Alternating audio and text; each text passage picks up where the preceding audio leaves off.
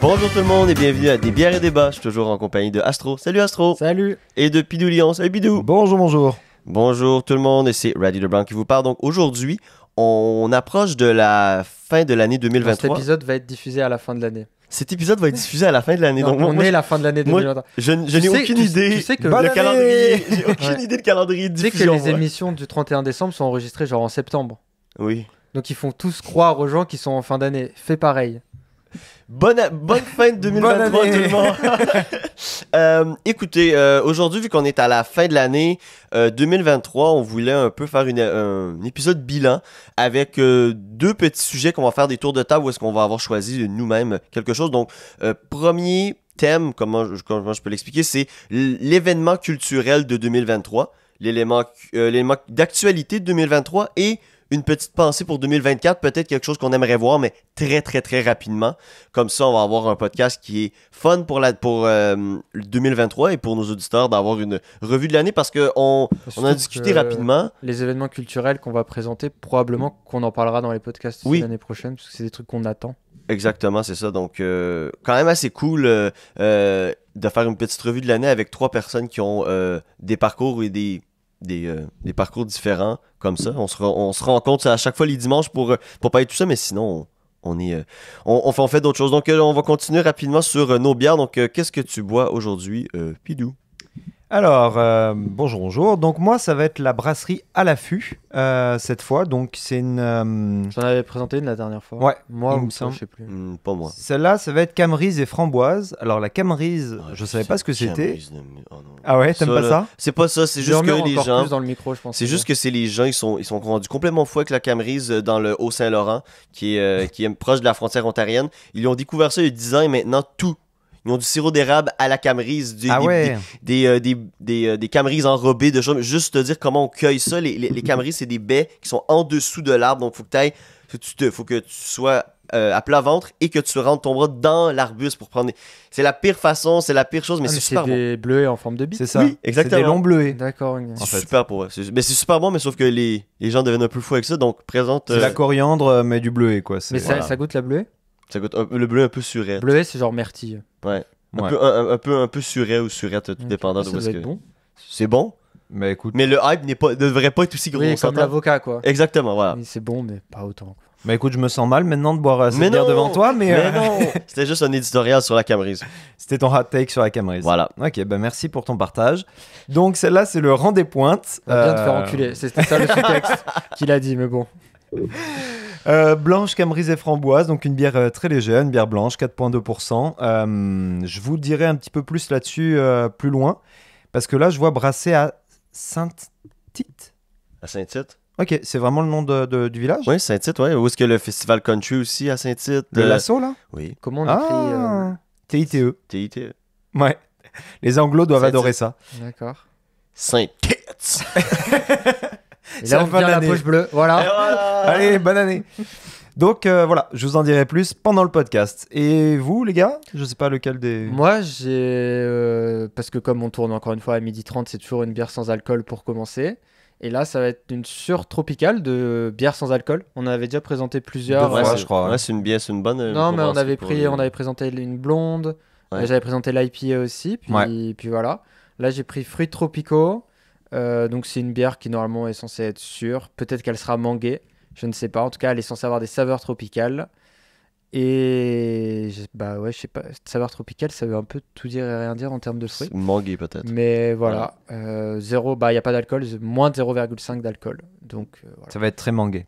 Bah je pense saveur tropicale, ouais, parce qu'ils ont une sour, mais ça doit être plus fruits rouges ça. Ouais. Et celle-là tropicale, ça doit être effectivement. Ça doit être ça parce qu'ils disent pas c'est saveur naturelle houblon. Ils disent pas le type de houblon, donc voilà. Mais à mon avis, ça va être un petit jus tranquille à boire. Et toi, Raddy? Moi, je vais boire une bière de la compagnie À l'abri de la tempête, qui est la microbrasserie officielle des îles de la Madeleine. Donc, bonjour à nos amis Madelino. Shout out. Qui sont 3 sur l'île. Déjà, pas nos auditeurs, juste 3 sur l'île. C'est ça. Et c'est une bière blonde très douce, donc 4,2%. on voit au travers là, quasiment. Là. Donc, y a pas, on se rapproche d'une... C'est un peu du sacrilège de dire ça parce que ça goûte aucunement, mais sauf que niveau force, on se rapproche d'une Bud Light, des bières light américaines, mais on garde quand même toute l'eau qui est utilisée pour à l'abri de la tempête, c'est l'eau du golfe du Saint-Laurent, donc salé. Donc il y a toujours un petit goût salé dans ces bières-là, qui est très bon. Donc je vous la recommande et c'est... Et des résidus de Sorel Tracy aussi, qui doit être pas mal. Qui doit donner un petit goût dans un arrière-goût à la bière, très sympa. Exactement, donc non, c'est ça, c'est une bonne petite bière pour commencer nos enregistrements. Donc, super. Je vous propose qu'on ouvre, qu'on fasse l'ouverture tout de suite. Allez, merde. Ça fait pas tant fait un gros pitch. C'est bizarre. Toi, quand t'as juste oublié genre de la micro du micro. Avant. C'est ça. C'est bon. Très bon. Pour une fois, j'ai fait comme toi. Super. Donc, écoutez, on m'a même pas donné de verre, donc je pourrais même pas vous faire le côté ASMR. Non, mais t'emmerdes pas. Donc, pendant que Astro va chercher un verre, on va commencer sur notre tour de table actualité. Est-ce qu'on commence par le culturel? On pourrait commencer peut-être par l'événement culturel 2023 qui nous a marqué. Donc, est-ce que qui veut se lancer en premier? Moi, je peux y aller. Vas-y. Parce que tu me regardes intensément. Oui, mais je sais pas, parce que genre, je voyais Cupidou de verser son verre et ça a l'air très compliqué. Non, je fais de la mousse. Moi, j'ai cherché un événement culturel qu'on n'avait pas parlé. Parce que je trouvais ça un peu... Là, je suis sûr, toi, tu vas parler de Spider-Man, ça se trouve, donc peut-être pas. Je dis pas. Mais oui, parce que aussi, quand on fait ce genre de tour de table, pour les auditeurs, on se dit pas ce qu'on a préparé pour justement créer un peu la surprise et voilà, qu'on ait un peu de... Et du react, comme ça, on a des petites étoiles. Emotional. Ouais, emotional. Après, watch till the end. Bad ending. Après, comme on se connaît bien, des fois, on s'attend à des trucs, mais ça crée quand même des surprises. Et donc c'est ça, donc chercher un truc qu'on n'avait pas vraiment parlé, un truc qui m'a quand même marqué, et un truc qui a un peu marqué globalement. Et donc je suis parti sur le live action de One Piece, qui a été adapté par Netflix donc. Donc ils ont adapté les 40 premiers épisodes en 8 épisodes d'1 heure à peu près. Exact. Et donc si vous regardez One Piece, vous allez probablement regarder ça. Si vous regardez pas, voilà. Et en fait, j'ai trouvé ça vraiment hyper intéressant parce que déjà, tout le monde pensait que ça allait être de la merde. Moi, le premier, à juste titre. Parce que toutes les adaptations live d'animé ou de manga sont terribles. Ça a été très difficile. Il y a comme Dragon Ball, Death Note, c'était très mauvais. Et One Piece, moi, j'ai une relation d'amour-haine à One Piece aussi dans la vie. C'est quand même fou ça, je comprends. C'est-à-dire que, hot take, c'est très bien One Piece, mais vraiment 1500 épisodes pour faire ton histoire, parce que ça va faire 1500 épisodes. Vraiment, mec, non. Ah oui, non. oui. Ça aurait dû faire comme Naruto. C'est parce que souvent 700, on compare Naruto et tout. Ouais, parce que Naruto, il y a 720 épisodes dedans. Ouais. Il y a 300 épisodes de filler. Ouais, mais il n'y a pas d'épisode de filler dans One Piece. Sauf qu'il n'y a pas d'épisode à la plage dans One Piece. C'est toujours il y a toujours de l'histoire. Il n'y en a quasiment pas. Donc je suis en mode, c'est pas vrai que tout sert à quelque chose. Et si tout sert à quelque chose, on aura oublié la moitié des trucs quand on aura les reveals. Donc bon, mais bref. Donc pour ça, j'étais très dubitatif de savoir comment ils pouvaient adapter ça, comment ils allaient faire et surtout si ça marche, qu'est-ce qu'ils allaient faire derrière. Mm-hmm. Et moi, le casting, en vrai, les gens ont chié dessus quand ils ont annoncé. Moi, j'étais en mode, en vrai, j'attends de voir. Seule déception, mais que je comprends, c'était que Usopp n'ait pas son long nez. Ouais. Mais tu sais, le casting, il soit diversifié comme on nous l'a présenté. Moi, j'étais en mode... Mec, c'est des pirates, je sais pas, puis Zoro dans ma tête, c'est vrai que ça fait plus de sens qu'il soit japonais. Bah oui. Que Luffy soit un peu brésilien, parce que je crois que c'est ça, enfin, hispanophone. Quoi. Ouais, exactement. Là, j'ai dit brésilien, hispanophone, c'est pas la même chose. Non. Mais genre, voilà, qu'il soit de l'Amérique du Sud, en gros, globalement, tu vois, et j'étais en mode, oui, en plus, c'était Oda à travailler dessus et tout, donc j'étais vraiment en mode oui. Et du coup, j'étais très curieux de voir ça, et en vrai, c'était vraiment bon. Et l'histoire était bien. Et ma blonde, elle regardait beaucoup d'animés et de mangas. Ouais. Elle a jamais regardé One Piece parce que quand elle s'est dit ça existe, il y avait 800 épisodes déjà. Tu vois la montagne devant toi, tu fais merde. Et elle est team Naruto. Et elle a vraiment aimé la première saison. Elle a découvert One Piece avec ça. Et elle a vraiment aimé. Et je sais pas, moi, à tous les niveaux, je trouve que c'était vraiment quelque chose qu'on a finalement... Il y a eu la hype classique Netflix. Mais je trouve que pour une fois... on ferait peut-être mieux d'en reparler par rapport à Wednesday, par rapport à Squid Game, par rapport à tous ces trucs-là. Je suis en mode, c'était vraiment bon. Donc toi, je sais pas, je sais que tu l'as vu, donc peut-être si tu veux dire. Oui, moi je l'ai vu, je l'ai écouté 2 fois de suite, une fois tout seul, une fois avec mon coloc, parce que lui voulait absolument le voir. Et c'est, comment je peux dire, ils ont réussi à avoir, parce que les premiers épisodes de cette série-là sont très importants, puis la première saison, ils peuvent pas se gourer parce qu'il y a énormément de plot hole, pas de plot hole, mais genre de début de quête ou de reveal qu'on va avoir par exemple, plus tard. les katanas de Zoro, Ouais. toi, je sais où t'en es rendu, t'as l'île des Bois, c'est encore un truc aujourd'hui. Ouais. Alors qu'on est au 1000e épisode, donc faut Ouais. pas rater l'introduction de Zoro avec les katanas, le fait qu'il l'hérite d'une meuf et Ben tout. oui, genre que exactement, c'est ça. sacré Ouais. tout. Et aussi, tu sais, mettons, tout ce qui est quand on est dans l'épisode où est-ce qu'on essaie d'aller voler la carte pour Oui. aller sur la Grand Line, quand on est dans la cour intérieure de la forteresse de Morgan, il y a beaucoup de drapeaux et dans le manga, dans les premiers épisodes et dans les épisodes aussi, il y a que des drapeaux de la marine parce que le gouvernement mondial n'existe pas encore dans l'idée de Peut-être Oda. un défaut de la série. Mais dans la série, Ouais. il rajoute les drapeaux du Oui, gouvernement pareil, mondial. à côté Il parle de Jinbei aussi dans le. Ouais, à côté de Gold Roger, il y a l'oncle. il y a Garp, ouais. Pardon, Garp, le grand-père de Luffy. Ouais. Parce qu'on sait que c'est lui qui l'a arrêté. Ouais, c'est ça. Donc, à la place de faire un J'ai fait des flashback, guillemets, c'était pas toi. à la place de faire le fameux flashback qui dure genre 2 pages où est-ce que Garp va voir Gold Roger dans sa cellule où est-ce qu'ils se parlent un peu, ben à la place, ils ont la discussion sur l'échafaud. Belle façon d'avoir rendu l'histoire un peu plus fluide parce qu'on s'entend, on peut pas avoir le niveau de complexité de One Piece quand on lit ou quand on regarde un épisode de manga dans une série Netflix. Il faut que ça aille vite. Et ça va vite. Les gens sont un peu goofy dedans et c'est un peu bizarre des fois de voir des gens agir comme des gens d'animé parce que l'animé ça a aucun bon sens des fois. Mais Dans le c'était sens pas que- cringe. Moi, Mais Luffy, c'est je ça, m'attendais exactement. vraiment à ce que ça soit cringe. Vraiment parce que content. dans la vraie vie, enfin dans l'anime, il serait bizarre dans la Ouais, vraie c'est vie. vraiment bizarre. Tu vois, et même Sanji. Sanji, ils ont fait le pari, et très bon.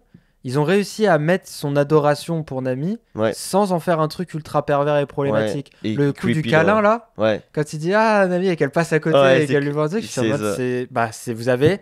En fait, c'est là où ils ont été très forts. Ils ont réussi à garder l'essence des personnages sans les dénaturer. Voilà. Et on attend tous de savoir comment ils vont faire Chopper. Chopper parce qu'ils l'ont dit parce que Et Brook aussi en vrai dans l'absolu. Ouais, hein. mais Brook, Mais ça Brook, va ils peuvent faire un cosplay. Ouais, ils peuvent. J'ai vu des cosplays des fois dans les endroits où il y a les mangas, comment ça s'appelle? Les Comic-Con. Les conventions. Comic-Con. Les conventions, merci.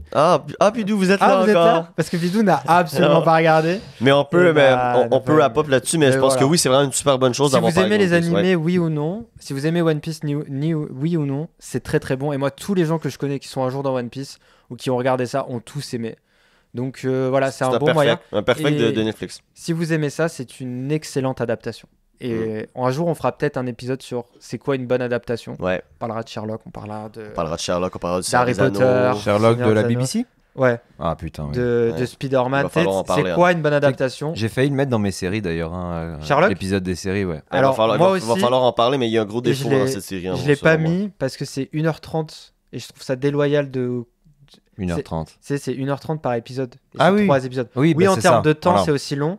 Mais en termes Comme des c'est- mini-films. Ouais, c'est pas pareil. Donc, je Ouais. ouais. Mais donc voilà, c'est une excellente adaptation et je vous la conseille. Et comme on n'en avait pas parlé, on en avait vite fait parler à la fin d'un épisode. Je trouvais ça bien. C'est pas l'événement qui m'a le plus marqué culturellement, c'est l'attaque des Titans, moi, voilà. Mais je voulais pas revenir encore sur ça une énième fois. C'est vrai que ça a terminé cette année. Donc voilà, c'est juste un Super. truc qui nous a marqué. Toi, Pidou, comme ça fait 25 minutes que. Oui. Non, mais c'est un univers que je connais pas et qui ne m'attire pas tellement, donc c'est une vrai bonne que porte c'est pas. d'entrée, le live action de One Piece.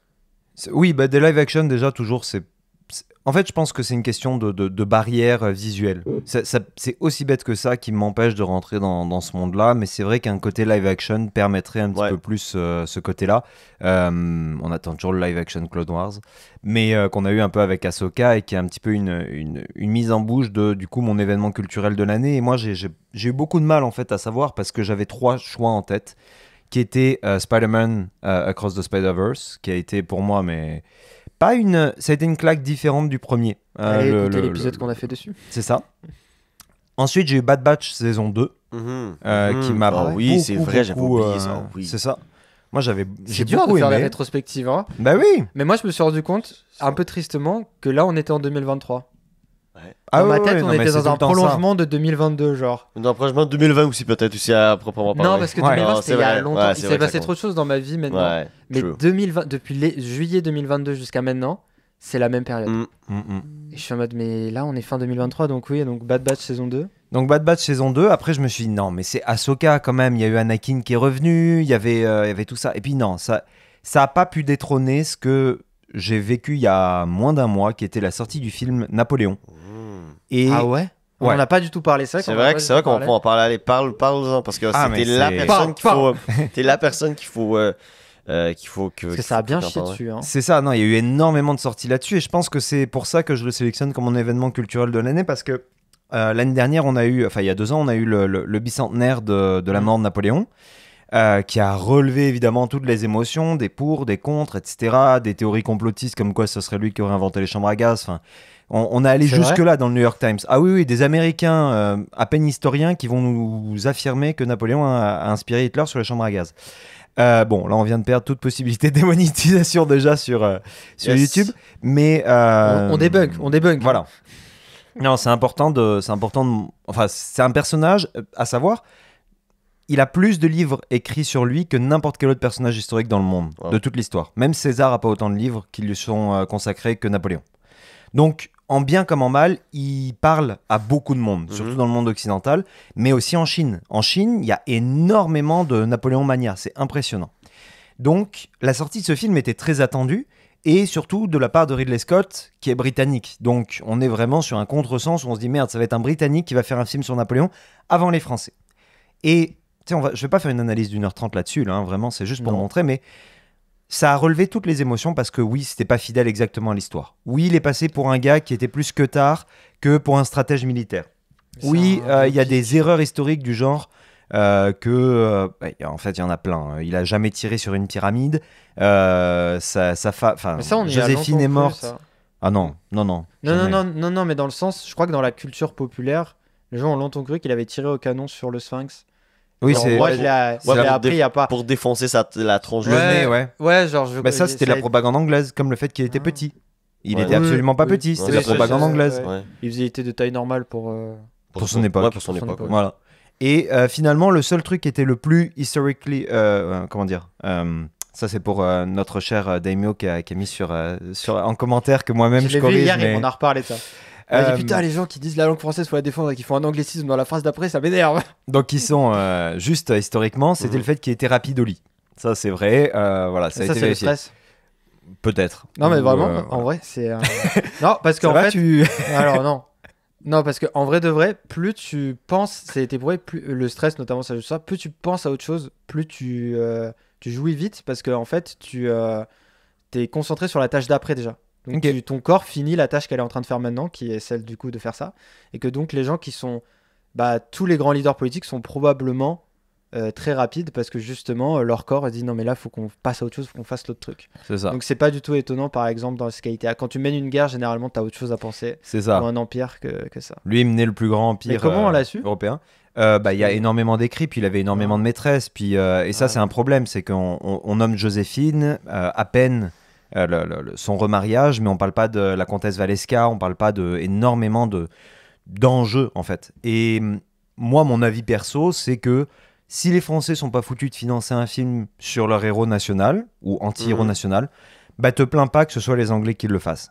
Et donc te plains pas de la direction qui est prise. Moi, je suis assez d'accord avec ça, ouais. Parce que on a l'argent pour faire des films comme ça. On paye sur nos impôts, on paye sur les tickets de cinéma, etc. Le CNC qui pourrait faire financer des youtubeurs qui font des courts métrages douteux plutôt que des films historiques. On a eu un film qui est sorti sur De Gaulle. Alors, c'est dommage, il est sorti pendant le Covid, donc évidemment, c'est toujours compliqué. Mais même hors Covid, en termes de marketing, de promotion, on n'en a pas entendu parler et on l'a pas vu outre-Atlantique. Même pas. C'est qui l'a joué ? Je sais même pas. Je vais aller voir. Et ça, c'est vraiment terrible parce Matthew que... McConaughey, il peut tout jouer ce mec. Christian Bale, c'est lui qui a joué De Gaulle. c'est vraiment français. Et c'est un peu le problème, c'est qu'on a tellement honte de notre histoire, selon moi, qu'on n'ose pas écrire dessus, on n'ose pas faire des films dessus. On va plutôt faire des films sur les enjeux actuels, alors que c'est ultra... Pour le coup, ce qui serait polarisant, ce serait de faire des trucs sur les enjeux actuels. Il est sorti en mars 2020, vraiment. Chance. Et c'est Lambert Wilson, que vous connaissez tous, Lambert Wilson, étant donné qu'il a joué, si je me trompe pas, dans Matrix. C'est lui qui joue dans Matrix, le français. Où je dis n'importe quoi. Mais bref, Lambert Wilson, il est quand même assez... Et c'est lui qui joue Charles de Gaulle. Mais il a la tête, oui, non, si, un peu avec du maquillage et tout. Et au final, qu'est-ce qu'on a eu comme truc français cette année ? Ça a été Tapi. l'excellente série de Netflix sur Bernard Tapie, mais fait par Netflix. C'est ça, j'allais dire. Donc... Netflix, Après, Netflix prennent du financement des fois. Mais ils prennent beaucoup de financement de la France parce que la France les oblige à sortir comme le Québec bientôt. Un certain nombre de productions audiovisuelles. Il y a Fugueuse qui est sortie là au Québec. C'est obligatoire maintenant de financer, comme avec Amazon aussi qui sort LOL qui rira le dernier, qui est une série, à l'américaine, mais que Amazon finance à 100% pour le marché québécois, qui est minuscule, on s'entend à comparer des Américains, mais la série, meilleure série québécoise sur Amazon Prime en une semaine, donc ça fonctionne. Ma blonde a vu Fugueuse. C'est tourné entièrement à Boucherville. Ouais, mais Fugueuse, c'est sorti genre il y a 5 ans sur TVA. Non. Oui. Ah bon? Ben oui, c'est un. Bon, au moins c'est diffusé par Netflix. Re-release, genre c'est une ressortie sur une plateforme de streaming, mais ça fait 5 ans que c'est sorti Fugueuse. Bon. Okay, super. 2018 le premier épisode. Ouais. Ok. Bon c'est. Oui, ok. Mais au moins voilà, c'est sur les plateformes. 5 ans, oui. Donc pour moi ça a été marquant de cette année parce qu'on a eu du coup à l'international un film sur un héros, en tout cas juste pour contextualiser pour ceux qui le savent pas déjà, j'ai comme des livres de Max Gallo sur Napoléon, j'ai un buste de lui chez moi, j'ai des petites statuettes, enfin je suis un grand fan du personnage historique et de ce qu'il a pu apporter et j'ai été moi-même attristé. On parle pas du code civil, on parle pas de la Légion d'honneur. Le gars à la Légion d'honneur en pleine révolution, il voit la décapitation de Marie-Antoinette, enfin c'est n'importe quoi historiquement.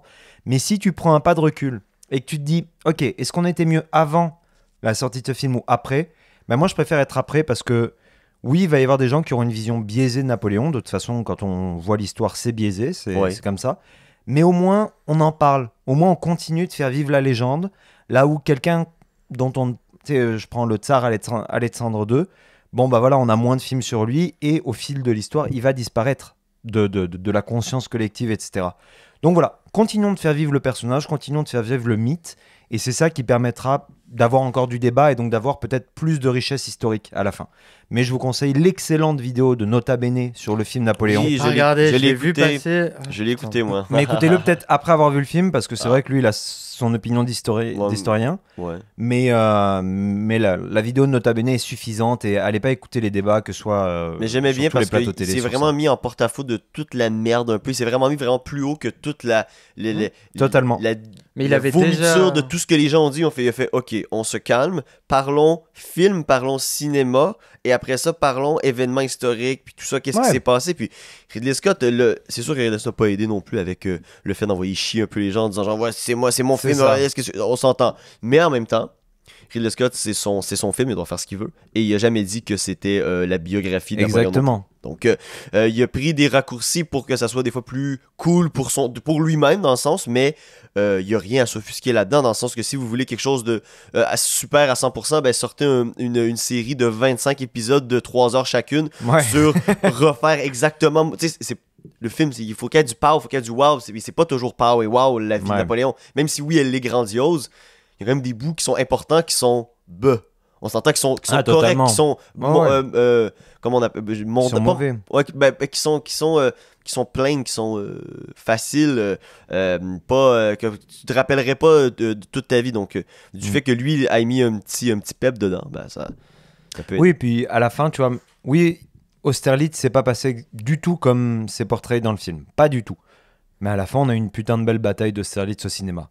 Voilà, à la fin, qu'est-ce qu'on cherche, tu vois? Est-ce qu'on cherche d'avoir un... Tu sais, lisez le livre si vous voulez vraiment savoir ce qui s'est passé. Allez lire Max Gallo. Il a fait une dizaine de livres sur la famille de Napoléon, sur les frères, sur les sœurs, sur les batailles, sur les réformes, etc. Max Gallo, c'est un gars de l'Académie française. C'est pas quelqu'un qui va politiser le truc comme Thierry Lenz. Donc vraiment, allez-y, foncez. Mais le film, juste appréciez ce que vous avez devant les yeux. Arrêtez de faire les grands critiques. Et c'était trop long ou pas alors? Le film? Ouais. Moi, j'ai vu surtout des critiques que c'est vraiment très long. C'est très long. Comme Oppenheimer, genre c'est... Non, Oppenheimer était beaucoup plus long. Ça parle pour pas grand-chose souvent dans le film. Oh, non, il y a toujours quelque chose qui se passe à la caméra, là où dans Oppenheimer, il y a des longs moments très longs, très chiants. Moi, honnêtement, Oppenheimer, c'est l'un des derniers de ma liste de cette année. C'est quasiment un flop. C'est quand on a un Gardien de la Galaxie 3 qui sort, qui m'a waouh, quand on a un Spider-Man qui est sorti, même Barbie, je l'ai préféré à Oppenheimer. Donc en termes d'événements culturels de l'année, Oppenheimer, c'est le dernier des derniers. Non, mais c'était juste au niveau de la longueur. J'ai vu que c'était beaucoup des critiques là pour Napoléon. Non. Après, moi je suis pas objectif là-dessus parce que tu me donnes 4 heures à écouter sur Napoléon. Même si c'est pas bien, tu vas quand même l'écouter. Ouais, il y a le téléfilm avec Christian Clavier de Napoléon. Il dure, je crois, justement 4 heures ou 5 heures. Ouais, c'est des trucs diffusés en 3 parties. 4 4 parties. Je vois très bien. Bon, bah, voilà, moi j'écoute les 4 parties. C'est vrai que quelqu'un qui est pas aussi sensible que moi pourrait se faire chier. Ok. Et toi, Radi, ton événement culturel de l'année? Moi, j'en avais 2 et je vais faire un peu comme Bidou. Je pense que je vais parler au début de. J'en ai demandé un. Non, mais je vais dire un peu dans le sens que au début, j'ai vraiment pensé à Barbenheimer, dans le sens que le phénomène des 2 films, Barbie et Oppenheimer, qui sortent ensemble, que ça faisait extrêmement longtemps qu'on n'avait pas eu un rendez-vous cinéma. Ah, depuis Tiger King. Oui, c'est ça. Puis en plus, tout le monde était à l'intérieur, ouais. Hein? Depuis quoi? J'ai dit Tiger King. C'est sur Netflix. Mais tu sais, c'est vrai, c'était la même vibe. Une vraie, il faut y aller. Dans le sens que c'est obligatoire, il faut aller au cinéma, tout ça. J'ai bien aimé, je l'ai fait j'ai fait Oppenheimer parce que j'allais voir Barbie dans une même séance, dans une même journée. Est-ce que t'as payé 2 tickets ou est-ce que t'as oui, j'ai payé 2 tickets. Non, j'ai payé 2 tickets. J'ai pas cheapé. Puis mon ami, s'il m'écoute, il voulait pas faire ça parce que il est un. T'es riche, dis donc. Vu le prix du cinéma. Oui, je sais. Non, mais on n'est rien prêt à manger. Le mardi, puis on est allé le mardi. Ah oui, ça va. Tu vas le mardi et tu prends rien à manger. Moi, je m'avais amené ma bouteille d'eau à moi. Donc, J'ai amené moi-même mon plat. J'ai fait mon petit truc au cinéma. Pour ceux qui veulent faire des économies et qui vont à des cinéplex, le Cinéplex Pass est incroyable. Vous avez pour 9,99 20% de réduction sur tous les articles au comptoir. Un film gratuit en salle par mois. Et un rabais sur tous les prix des tickets habituels. Voilà, je crois que j'ai cité les principaux avantages. Et donc du coup, pour 9,99 qui est moins que le prix d'une place normale, bah, vous avez une place gratuite, plus des rabais sur tout le reste quand vous voulez y aller. Donc si vous allez une fois par mois, ne serait-ce qu'au cinéma, c'est rentable. Et plus, c'est rentable aussi. Et donc, vous pouvez cumuler les tickets gratuits de mois en mois. Pardon, excuse-moi. Non, il n'y a pas de problème. C'est bien pour eux, c'est bon. Il y en a partout, plus au Québec. Donc, dès que ça. Oui. Donc, au début, je voulais parler de ça, mais j'en ai déjà parlé, mais il faut que j'en reparle quand même. L'événement culturel au Québec, c'est Carl Tremblay des Cowboys, mais pas juste dans le fond, ce qui meurt, dans le sens que c'est cette ascension-là aussi qu'on a eu tout le long de l'année aussi, dans le sens que les gens ont un peu oublié, mais l'année passée, au début de l'année à peu près, au mois pendant l'hiver, février, il a été annoncé que les Cowboys allaient sur les plaines et Carl annonce en même temps qu'il a le cancer, donc gros brouhaha quand même par rapport à ça, c'est quand même gros, mais on se dit bon, il y a un cancer de la prostate, ça va, c'est un cancer, les gens étaient un peu optimistes dans le sens que... Bah, c'est le cancer qui soigne le mieux, celui de la prostate. Exactement, donc tout le monde se disait... très, très tout le monde se disait, bon, ben, tu sais, c'est un setback, on va avoir peut-être un peu moins de Cowboys pour 2-3 ans, mais on va en avoir après. Et on le voit sur les plaines, en plus, c'est sur les plaines cette année, là, pour le Festival d'été de Québec, ça a été un... malade, il y a eu Pitbull qui est venu, il y a eu les Cowboys. La programmation était folle. Là. Il y avait et ça l'a terminé par les Cowboys avec vraiment un Carl Tremblay qui était au sommet de sa forme, et à la fin du show, les trois dernières chansons doivent s'asseoir parce qu'il est trop fatigué. Et là, j'ai su tout de suite, quand j'ai vu ça le lendemain sur les réseaux, j'ai fait « Ah, ok. » Genre, pas ok, il va mourir, mais ok. Les Cowboys sont rentrés dans la légende, dans le sens qu'on est rendu à un autre niveau, on est rendu à la même place que les Colocs, que Offenbach, on est rendu à la même place que Robert Charlebois, on est rendu dans une... Il y a quelque chose qui s'est passé cette journée-là, et je l'ai toujours gardé en tête, et après ça, ben, le coup de barre, c'est début novembre quand Carl il décède, dans le sens que personne ne pensait que ça allait arriver d'un coup, boum. Il est mort, en plus, il gagne une semaine, même pas une semaine avant, 6 jours avant, il gagne artiste de l'année. Le groupe de l'année, les Cowboys, super, il est pas là malheureusement parce qu'il est malade, donc tout le monde dit bon ben ça va moins bien, mais personne pensait qu'il était à ce point là malade, dans le sens que tu viens pas à une soirée comme ça, t'as le cancer, t'es immunosupprimé, on commence à être dans le temps de la grippe et du COVID qui revient. Peut-être c'est pas la meilleure chose d'aller dans une salle de théâtre remplie de gens, donc les gens faisaient un peu d'évitement, et là d'un coup boum, il est mort. T'es comme ouf. Un peu maintenant c'est quoi, qu'est-ce qui en devient des Cowboys? Est-ce que c'est terminé? Est-ce qu'ils vont pouvoir sortir des choses inédites? Est-ce qu'ils avaient déjà recommencé à finir? Il y a tout le temps ça un peu des... Ah ben ça c'est des tunes qu'on voulait pas sortir, mais là on va les sortir, mais c'est terminé. Ça, généralement c'est les labels, hein?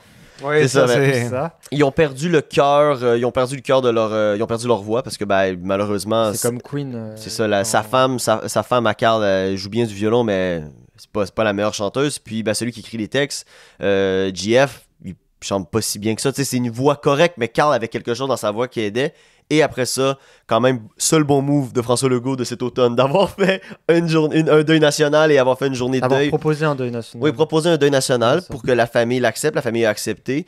Ils sont allés au Centre Bell. Il y avait des gens sans arrêt. J'ai vu des gens que je connais un peu de l'université qui ont pu y aller. C'était quand ça? C'était soit fin novembre ou début décembre. Dans le 1er ou 2 décembre, ça a été. Il y a eu les funérailles nationales au Centre Bell. Et après ça, c'était là qu'il y avait un peu la. Il n'y a pas une messe ni rien de gros, mais le funérail national s'est fait au Centre Bell, donc pour qu'il y avait énormément de gens. Et les Cowboys étaient là aussi. Donc c'est mon événement parce que oui, c'est le fun, l'affaire de le cinéma est de retour avec Barbenheimer, mais la mort quand même. Mais la mort d'un groupe comme ça, parce que c'est fini là, les Cowboys après ça. On peut dire ce qu'on veut. Carl est décédé, il n'y a plus sa voix. C'est terminé, puis on peut plus rien faire. Genre on est fait, c'est fini. Donc c'est un peu triste, mais en même temps, la légende est là, puis la légende va survivre. Donc, puis c'est un peu, c'est pas ironique, mais c'est vrai que c'est très bizarre parce qu'en plus il meurt à un moment où il y a beaucoup de contestations sociales au Québec. Moment où on a besoin des Cowboys. Il y a genre, je sais pas, 500 000 personnes qui sont presque en grève là, mis bout à bout avec tous les profs, les infirmières. Les gens de la fonction publique aussi. Les gens de la fonction publique qui sont au bord aussi, la plupart d'être en truc, parce que en gros, les salaires sont négociés selon l'inflation. Puis là, ils demandent quelque chose de ridicule qui ne pallie même pas l'inflation actuellement. C'est la renégociation tous les 5 ans. Puis là, on en est à quoi au 5e mois de négociation d'affilée là. Ouais, et c'est la plus grosse grève depuis 50 ans au Québec aussi, donc ça fait ça, on revient, il y a 50 ans on était dans les années 70, donc on est littéralement pendant la Révolution tranquille, donc il y a quelque chose qui se passe en ce moment au Québec et les Cowboys fringants il y a un fort soutien populaire en plus. Personne non mais attends, l'inflation, je sais pas, je veux dire n'importe quoi, elle nous a mis 15% dans la gueule, il propose de 7% par an. Oui, mais et même pas la moitié de l'inflation, genre tu peux même pas vivre sachant que t'es un employé de l'État, etc. Mais bref, c'est un Ils ont annulé finalement leur augmentation de salaire, les députés, je crois. Non, 30%. Oui, mais il y avait une histoire comme quoi ils allaient revenir dessus. Non, il y en a qui la redonnent à des associations. Ouais. Non, oui, QS notamment. Mais parce qu'ils n'ont pas besoin, parce que genre, juste vous dire que c'est... Admettons, on va prendre un exemple. Les moins bien payés au Canada, c'est en Alberta, 80 000 par année. C'est quand même bon, mais en même temps, ils n'ont aucun fonds de pension, ils n'ont rien, ils sont vraiment largués. 80 000 par année pour tout. Débrouille-toi. Débrouille-toi, tandis qu'au Québec, ils sont quand même beaucoup plus encadrés et c'est les mieux payés maintenant. Je sais pas c'est quoi mais avec cette augmentation de 30%-là, on a dépassé les Ontariens. Là. Je trouve que c'est difficile d'arriver à dire difficile. C'est difficile à dire. Genre 15%. On peut pas annexer ça à l'inflation, mais de base c'était le deal, donc c'est compliqué de revenir là-dessus. Mais après, t'as tout le secteur privé qui va derrière aussi. C'est Will qui a un 30% pour les députés et 9% pour ton public. Mais voilà, public. Exactement. C'est là malheureusement que les gens font. Et même si on sait que c'est des millions de personnes qui vont, même 9%, si tu augmentes, genre ça reste des millions de dollars et 30%, pardon, c'est pas des millions en vrai qui donnent parce qu'ils sont beaucoup moins nombreux. C'est ça, ils sont 130. Reste que c'est l'image de faire la politique. Exactement. Mais tu sais, ce que je veux dire, c'est que justement, les Cowboys fringants sont les enfants des grandes révolutions. Ouais. Ils trouvaient que le contexte social s'effondrait dans les années 90, avec en berne, avec ces trucs-là, break syndical, la manifestation. C'est des gens des années 90 qui sont comme, mais vous êtes des merdes. Des adultes des années 90. Et là, ils meurent à un moment où presque on fait une boucle au Québec, où on revient se battre pour des droits sociaux de base qui est, je voudrais juste pas finir le mois dans le rouge en étant prof à l'école, quoi. Ouais. En étant infirmière, en faisant 80 heures semaine, j'aimerais bien juste... Ok, je sacrifie ma famille, mais au moins qu'elle puisse bien manger, c'est pas le cas. Depuis les années 60, quand on dit que t'es fonctionnaire de l'État, dans un fonctionnaire pour l'État québécois ou canadien, t'es supposé être bien, dans le sens que les professeurs ont toujours été bien payés ou corrects, avec les infirmières aussi. Et là, on arrive vraiment à un point où plus personne n'est bien payé, là, même au secteur public. Là. Puis t'es supposé, d'habitude, le secteur public, c'est supposé être ça, la contrepartie. Tu vas travailler beaucoup, ça va être difficile, mais il y a cette structure-là qui te soutient, puis c'est la force du nombre qui fait que tu peux être bien payé, tout ça. Et là, on l'a même plus. Il y a des entreprises qui payent mieux, qui sont plus petites que l'État québécois, qui sont pas capables de fournir en ce moment. Il y a quelque chose qui se passe. Et c'est pour ça que ça marque beaucoup, du coup. La mort de Carl est aussi symbole, un peu, je trouve, ramène toutes ces questions-là et ces intérêts-là. C'était pas mal. Est-ce qu'on passerait à l'événement politique, l'événement politique ou d'actualité parce que moi, c'est pas politique. Vas-y. Moi non plus, c'est pas. Moi, je suis parti sur un truc très large, mais je trouve que c'est marqueur de l'année 2023. Enfin, j'ai un peu triché parce que ça commence techniquement genre en novembre 2022, je crois. Mais vraiment, on en a parlé maintenant. C'est vraiment je vais dire un mot, mais c'est vraiment l'intelligence artificielle. Avec ChatGPT. On n'a pas fait d'épisode dessus particulièrement, mais Faudrait qu'on en fasse. Hein. Tu sais, ChatGPT, oui, c'était en octobre 2022 que ça arrivait, mais tu sais, toutes les questions qu'on a. Puis tu sais, cette année, il y a eu beaucoup de trucs. Là, je suis allé chercher vite fait. Mais tu sais, en mars, il y a eu quand même un moratoire de tous les plus grandes sommités de l'intelligence artificielle. Qui a été demandé. C'est ça, qui ont demandé de faire une pause pendant au moins 6 mois. Fuck you. Tous ces experts, quand même, disent globalement qu'on a 10% de chances que ça nous détruise l'humanité, cette histoire. Tu sais, c'est comme. Et 100% avec l'environnement. Mais ça, on va pas faire de moratoire, les gars. Non, c'est ça. Tu sais, c'est quand même quelque chose qui a littéralement est arrivé un peu du jour au lendemain. Et puis ça continue. Pour le grand public. Pour le grand public, oui, mais tu sais, il y a eu ChatGPT qui est arrivé, il y a eu DALL-E, Midjourney, là, tous ces trucs-là. Et puis même récemment, je checkais un peu. Là, il y a eu tout le scandale, entre guillemets, de Sam Altman, donc le patron de GPT. Parce qu'en fait, ChatGPT, c'est un outil de GPT, GPT et l'intelligence artificielle, qui s'est fait virer par le board parce qu'il donnait pas toutes les informations soi-disant. Microsoft a dit nous on le récupère ce mec-là, donc là tu fais putain, s'il part à Microsoft, c'est-à-dire que Microsoft devient les kings du game. Puis finalement ils étaient déjà actionnaires. Ils étaient déjà actionnaires. Donc, tu sais, tu dis mais là s'il leur appartient, genre c'est quand même autre chose. Puisqu'il a fait, il pourra le refaire. En même temps après finalement ils sont revenus sur leur truc. Ah non, c'est Microsoft qui l'a réimposé dans le délire. Oui, qui l'a réimposé. Tu sais, puis même il y a eu des rumeurs comme quoi putain, j'ai oublié le terme. Attendez, donnez-moi 2 petites secondes, ça va vous ça Mais va surtout, non, mais c'est The Move Corporate, parce que moi j'ai eu l'impression de revoir le film Social Network. Oui, tellement. Tu sais, vraiment en mode on vire, tu sais, c'est bon, on est arrivé en place, allez maintenant, merci, mais ça dégage, et puis on garde ceux qui sont dans le délire. Exact. Le gars est pas dans le délire, il cache des infos, on sait pas trop, etc. Non, on se fait imposer ça par notre actionnaire, enfin, c'est du corporate move 100. Et ça fonctionne bien. Les premières rumeurs, c'est que Sam Altman ne voulait pas dévoiler. Ça, c'est des rumeurs qui ont été plus ou moins infirmées. Mais les premières rumeurs, c'était de dire Sam Altman commence à toucher du doigt l'Artificial General Intelligence, AGI, là, qui est le goal ultime de l'intelligence artificielle. Qui est c'est plus fort que nous. C'est ça réfléchit comme un humain, mais avec toutes les connaissances. C'est Jarvis. C'est genre Jarvis. C'est Jarvis ou Friday. C'est Friday, c'est ça la... Après, c'est Friday. Ouais. Et donc, il aurait caché ça au board parce qu'il trouvait que ça allait plus vite. Finalement, non. Mais finalement, il y a des experts qui ont dit on nous disait que c'est dans 1000 ans. En vrai, d'ici la fin du siècle, on l'a. Et même d'ici peut-être 10 ans, on peut l'avoir si ça continue comme ça. Donc là, il faut savoir que tous les problèmes qu'on a dans la vie, c'est terminé. Il y en a plus, en fait. Tous les problèmes actuels qu'on a, voilà, actuels. non, mais on va avoir d'autres problèmes. Non, mais tu sais, par exemple, on est là, les voitures électriques, c'est peut-être pas bien. Il faudrait peut-être faire des transports. Non, l'intelligence artificielle, elle va arriver. Elle va designer des transports parfait, commun pour tout le monde, tu sais, au niveau du temps des lignes de bus, du temps de métro, de tous les problèmes qu'on a de gestion des villes, par exemple, c'est terminé. Toutes les paramètres qu'on pourrait dire populationnel, climat, topographique, gestion des ressources, tout, tu leur donnes tout ce que tu as pour toi, puis tu dis go, vas-y, et peut-être en, je sais pas, 30 secondes, elle te sort le plan. Non, mais tu sais, genre, ça va aller très vite, tu vois, donc je suis en mode, c'est vrai que ça change, ça arrive. Et puis même à tous les niveaux, là, il faut savoir. Là, je lisais un article dans l'actualité. Ils sont déjà en train et ça va nous impacter très vite. Ils sont en train déjà d'entraîner des intelligences artificielles pour la lecture des ECG. Quand vous faites un examen là, ça vous prend votre rythme cardiaque. C'était déjà. Ça m'étonne que ce soit si tard. Non, mais c'est que dans le sens que là, dans peut-être 1 an, 2 ans, ça sera dans les hôpitaux. Genre, ça sera pas. Non, parce que par exemple, ils entraînent depuis très longtemps sur les radios. Voilà, exactement. C'est qu'il y a plein de trucs. Mais là, c'est tellement facile d'accès et c'est tellement rendu facile, quoi, que vous allez le voir arriver partout. Puis j'écoutais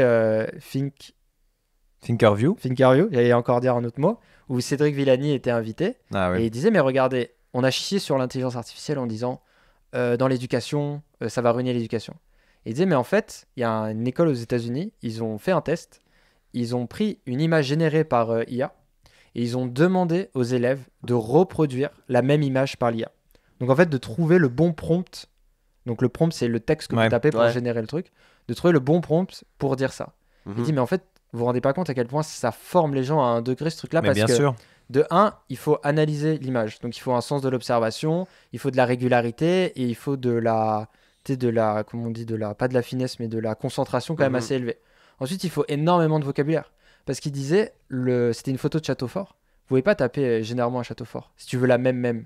Il faut machicoulis comme mot, il faut pont-levis, douve, les fenêtres, comment ça s'appelle? Meurtrières. Tu sais, comment ça s'appelle les tours, les dents, parce que si t'as pas la même... Genre, au niveau de la qualité du langage, tu améliores le langage plutôt que de demander à un élève de décrire l'image. Parce qu'en fait, il faut qu'il retrouve le truc exact.